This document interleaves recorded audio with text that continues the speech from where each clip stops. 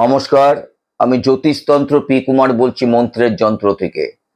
আমি হলপ করে বলতে পারি, আজ আপনাদের যেই মন্ত্রটা আমার এই ভিডিও স্টার্ট করার সাথে সাথে আপনি পেয়েছেন, যেই মন্ত্রটা লেখা, এইটা আপনার মুখস্থ করতে হবে। কিন্তু কেন করবেন?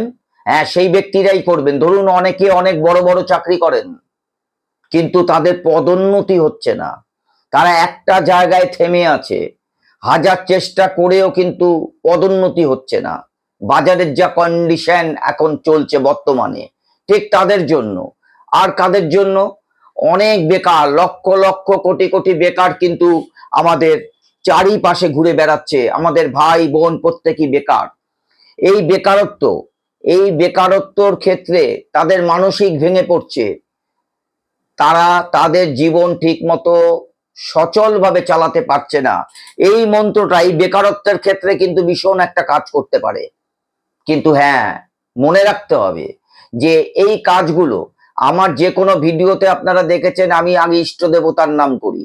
এখন ইষ্ট দেবতা ছাড়া আমি পৃথিবীতে কোনো প্রাণী 1 সেকেন্ড বেঁচে থাকতে পারে না। ঠিক সেই কারণে আপনার ইষ্ট দেবতাকে আপনি স্মরণ করুন। আর এই কাজটা দুটো ব্যক্তির ক্ষেত্রে। একটা ব্যক্তি, প্রথমবার বলে গেলাম, যারা পদোন্নতি পাচ্ছেন না, কর্ম করছেন, দিনের পর দিন বছরের পর বছর চলে গেছেন, তাদের ক্ষেত্রে কিন্তু ভীষণভাবে কাজ করবে। এবং দ্বিতীয় ব্যক্তিটা হচ্ছে লক্ষ লক্ষ ব্যক্তি আছে যারা অনেক পড়াশুনো করে কিন্তু চাকরি পাচ্ছে না।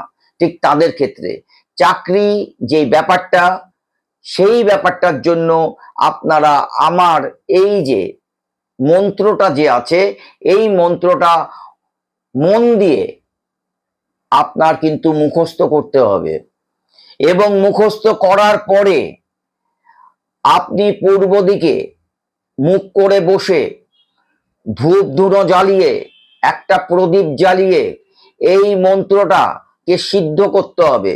তার কারণ মন্ত্র সিদ্ধ না করলে কোনো মন্ত্র কাজ করে না। তাই আপনি যে কোনো মন্ত্র যদি উচ্চারণ করেন, তার মানে এই নয় আপনি মন্ত্রটা আপনার অধীনে এসে গেছে। তা এই মন্ত্র আপনার অধীনে আনতে হবে।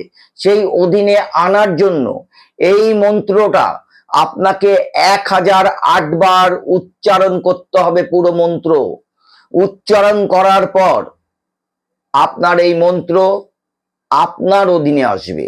কিন্তু এই মন্ত্র যখন আপনি করবেন, মানে সিদ্ধ করার জন্য মন্ত্রটা যখন আপনি ব্যবহার করবেন, ঠিক তখন আপনার শুদ্ধ বসনে পূর্ব দিকে বসে ধূপধুনা জ্বালিয়ে, প্রদীপ জ্বালিয়ে কিন্তু এই 1008 বার এটাকে কিন্তু আপনাকে মন্ত্রটা পড়তে হবে। তারপর আপনি প্রতিদিন এই মন্ত্র যে কোনো কর্মে, অফিসে, কাছারিতে, যেখানে আপনি যাচ্ছেন, মনে মনে এই মন্ত্র ওড়ান।